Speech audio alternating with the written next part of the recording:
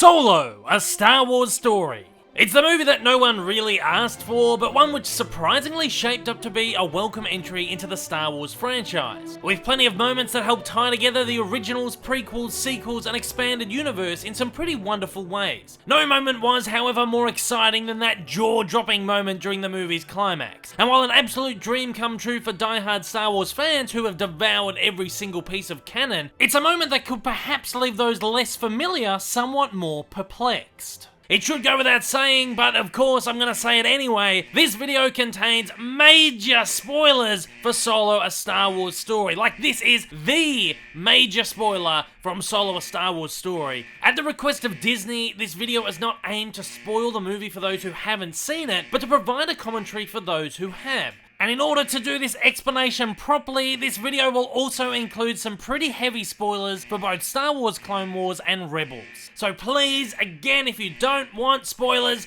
have some self-constraint. It's not my fault. Final warning, let's get into it.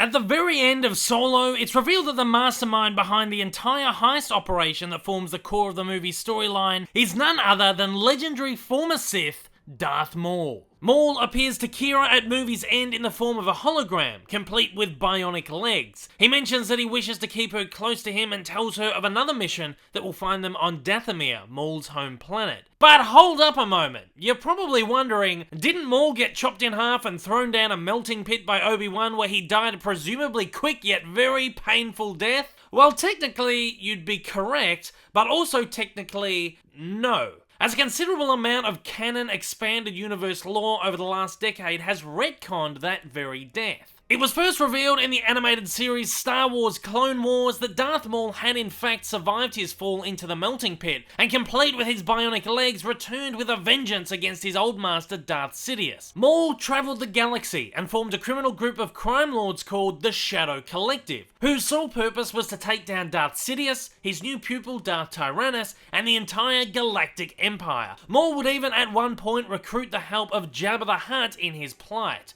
Sadly for Maul, his crime syndicate would begin to crumble, and he was soon defeated and imprisoned by Sidious. Maul would escape his bondage and disappear for a number of years, until reappearing a couple of decades down the timeline in Star Wars Rebels, where he would return for revenge before meeting his definite demise at the hands of Old Ben Kenobi on Tatooine. So, the question is, when does this moment in Solo take place? Well, given that Solo was announced to take place a little bit before the events of Rebels, it's clear that Maul's appearance in the movie takes place somewhere between his exile during the Clone Wars and his re-emergence in Rebels, finally giving us a little taste of the missing chapter in Maul's tale. In Solo, it appears Maul has reformed his crime syndicate in some way, and is in fact once again pulling strings across the galaxy. So what does this mean for the future of Star Wars stories? I'm guessing one of two things. This could be a clear setup for a Solo sequel story with Maul as a villain, or perhaps a completely different Star Wars story with Maul set to be the lead character or antagonist. Given Solo ends on a mostly ambiguous note in regards to whether there'll be a sequel or not, I'm more inclined to believe that it'll be the latter.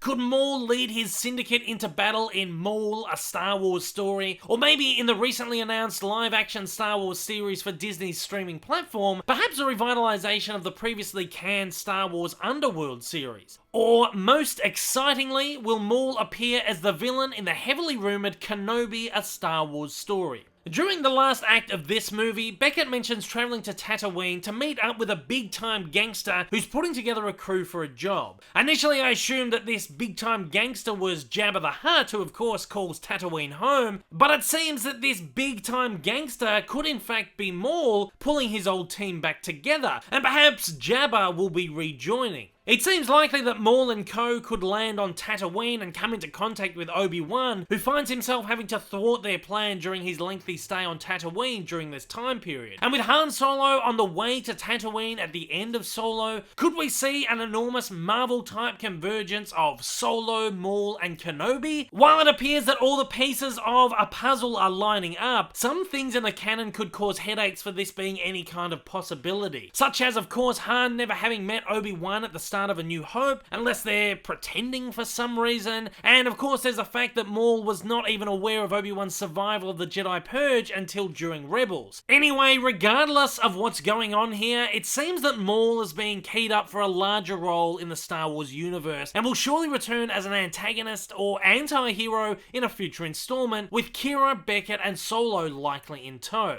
It's worth a mention that in this very short scene, as evidenced by the movie's credits, Ray Park reprises his role from The Phantom Menace, while Sam Witwer, who voiced the character in both Clone Wars and Rebels, provides the voice. I should also say that it's incredibly nice to see the movies referencing and tying into the TV side of the canon in a way that Marvel fans wish the MCU movies would do. Some fans in the past have considered the animated series only an extension of the movies, but not exactly true canon, but the appearance of Maul makes the entire expanded Star Wars universe all the more cohesive and meticulous. For those who have followed every single piece of Star Wars canon over the last decade or so, this is such a wonderful payoff. For those who haven't, it sure looks like Netflix is going to soon see an enormous spike in Clone Wars viewership.